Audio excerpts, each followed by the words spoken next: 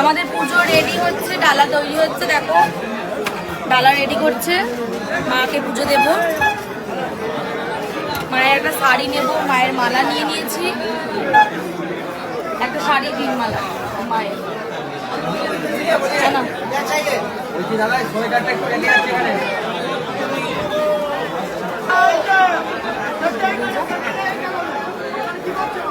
এই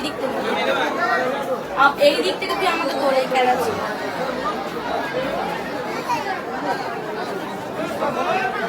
লাল শাড়িটা কত দাম? উপরে লাল শাড়িটা